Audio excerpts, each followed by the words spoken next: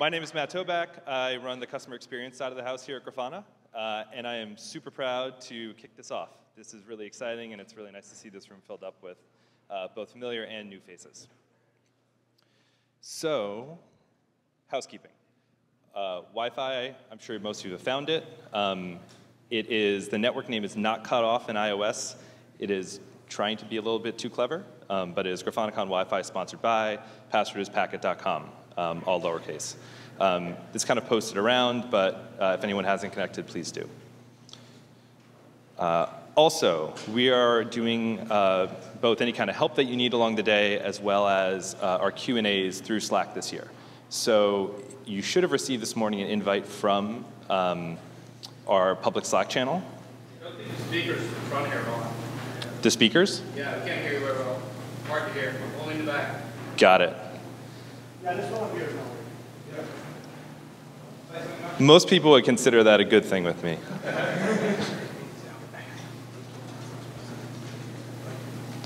Should we pause or should we keep going? Keep going.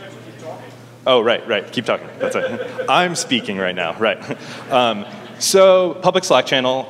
If you didn't get an invite in your mailbox, you can go to slack.grafana.com to get a link to log into grafana.slack.com.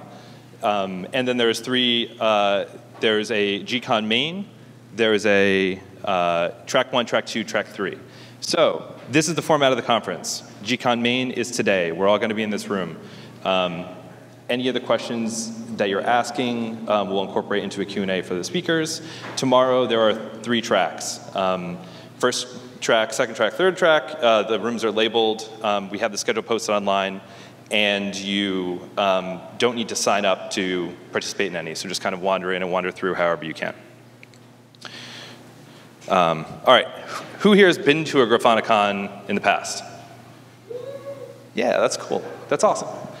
So our first one was tiny, held at Squarespace in New York. Second one, we decided to go bigger, and we held it on an aircraft carrier in New York. That was pretty cool.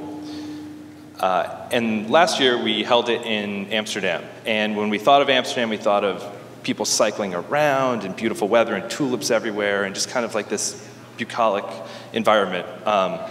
As it turned out, it was in the middle of an Arctic chill. Everyone attended the conference and stayed in the tracks because you couldn't be outside for more than a minute.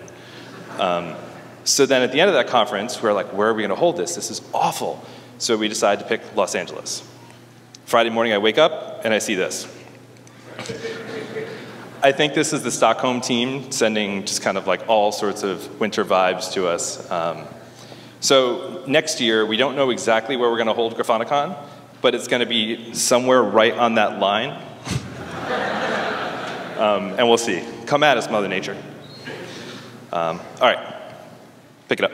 So last year, that's the entire company on stage minus a couple people. We were 24 people. And we've grown quite a bit in the past year. And they're going to talk about Grafana, and we're going to talk about all the different projects. But I just want to kind of mention where we've come as a company, because it's really, really exciting for us. There was a couple people, I think 3, that were on their very first day at Grafana, wandering around GrafanaCon EU. And that has somewhat continued. So now we are 50 Grafanistas, and we're scattered across 15 different countries. For us, that is it's critical and it's core to who we are. So one of our cultural tenets is that we're post-geographic, and we just want you wherever you are. And the kind of culture is remote first to support that, and we work really hard to make sure that that's actually a great place, for people to come work. There's also, I think, 2 or 3 people, maybe 4, that today is their first day at Grafana. So if you see anyone looking confused, please open your heart to them and help them along. All right, last bit. This is somewhat of a pet project for me at Grafana, but you've probably seen in the past our posters. We've released these over the course of the last few years, and they carry somewhat of a big weight in that we want it to both be reflective of us.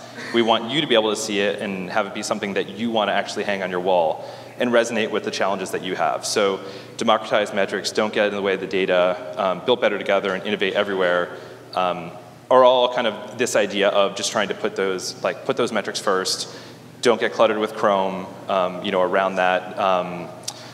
Community-oriented, right, that we're all doing this together, innovate everywhere as a post-geographic thing. But this year, it felt like it Grafana is changing, right? So Grafana is evolving to come off the wall in that it's less of just like a purely consumption-driven, or looking at visualizations or looking at alertings, right? So the dynamic as it's kind of changing, and as the introduction of Loki and as the introduction of these new features like Explore, it seemed pretty easy for us to kind of change this into more of a active participation. So the new poster, which we do not have printed, and we'll send you a link if you want to get it, for two reasons. One, because it's gotten crumpled in the past, and two, because we've been working on it up until yesterday,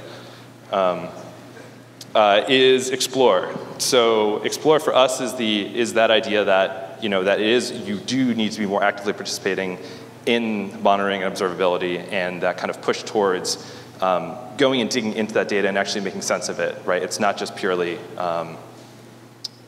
it's not just purely kind of looking at it and then just not being able to kind of, get in there or find what you need. So that's it for me.